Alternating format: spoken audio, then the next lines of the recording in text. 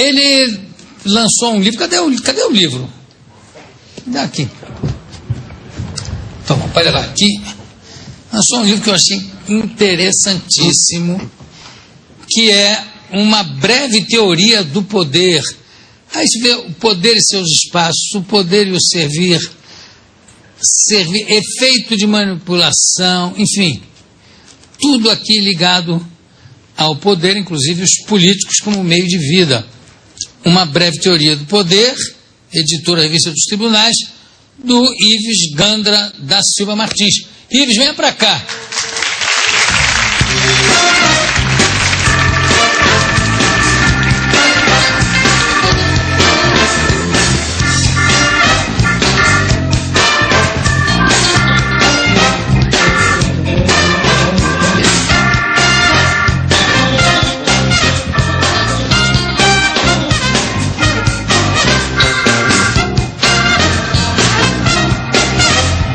Esse programa está virando um bazar da família Martins, né? Veio com seu irmão aqui, como sempre, sensacional.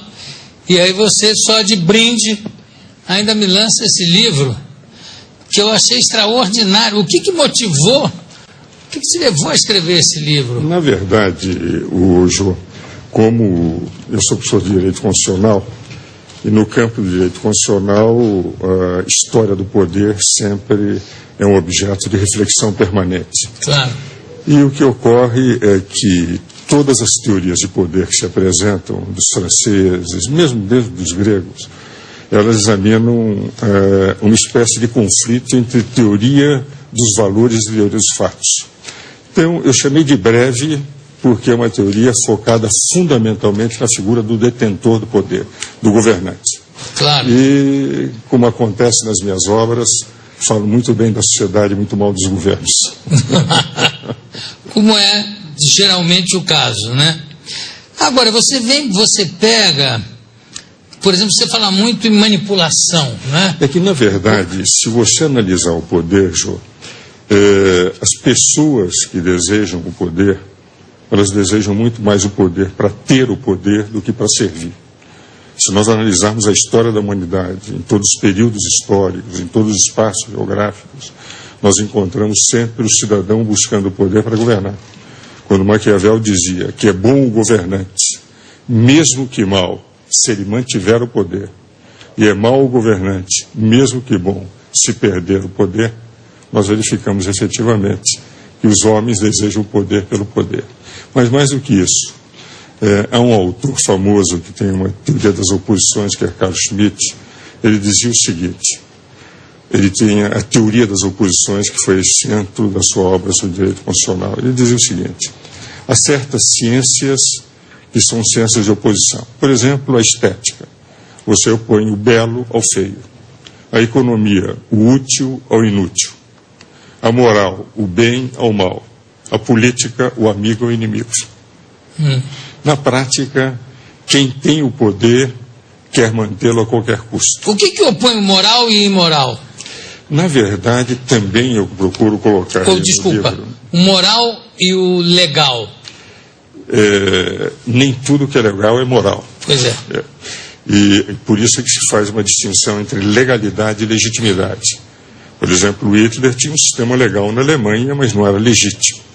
Há outros países em que nós temos a legalidade junto com a legitimidade.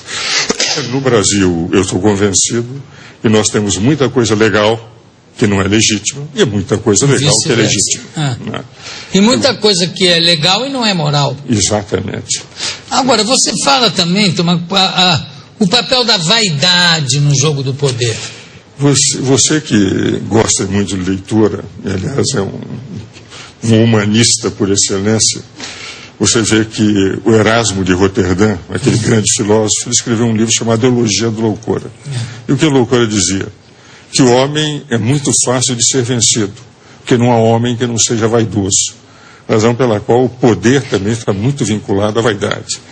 Quantos políticos, no momento que perdem o poder, eles sofrem mais por não serem mais reconhecidos, por não terem mais os espaços em televisão, na mídia, etc., do que mesmo por deter o poder.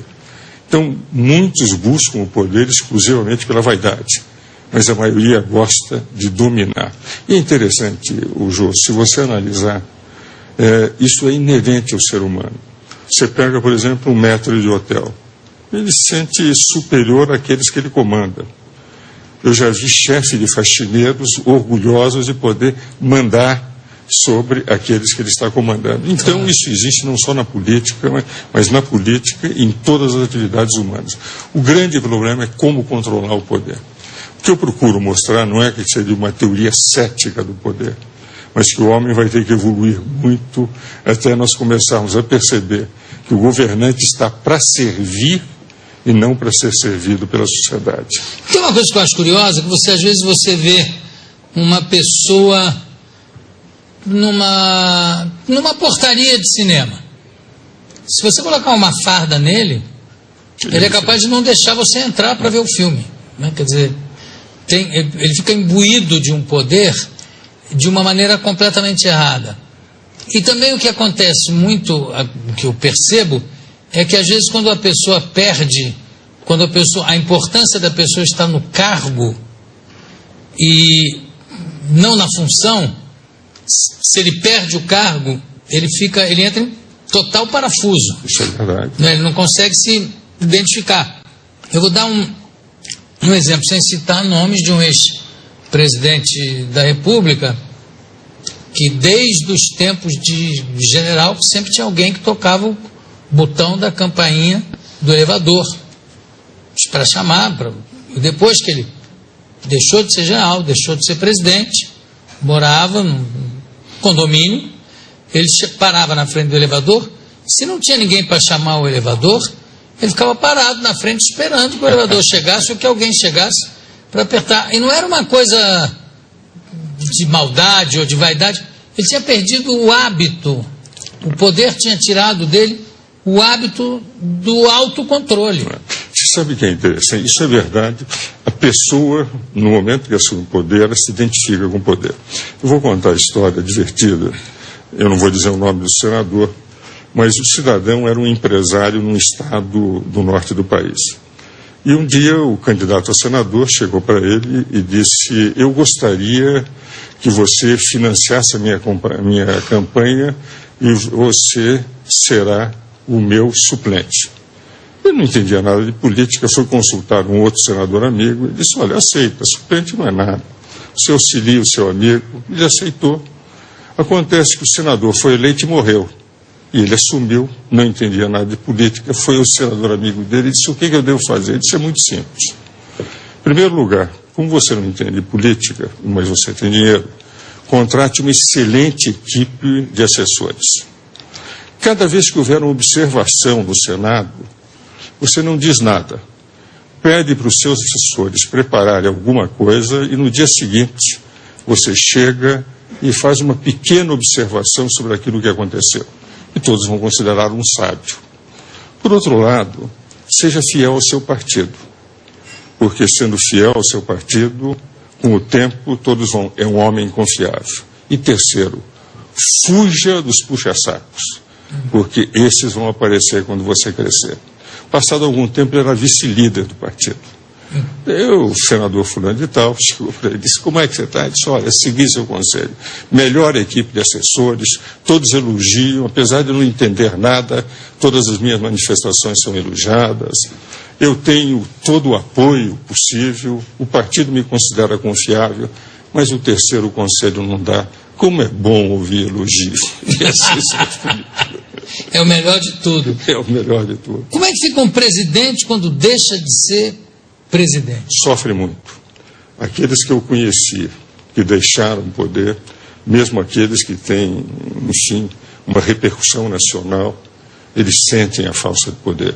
E não só o presidente, os ministros de Estado, ministros do Poder Judiciário. Quantos ministros do Poder Judiciário que diziam o direito e no momento em que deixam o poder, eles sentem aquele vácuo. É muito difícil a figura de um detentor de poder que perde o poder. Mesmo aqueles que são detentores do poder apenas por carreira, que são os poderes técnicos como o Poder Judiciário. O Ives, tem uma coisa que eu acho curiosa, é o seguinte: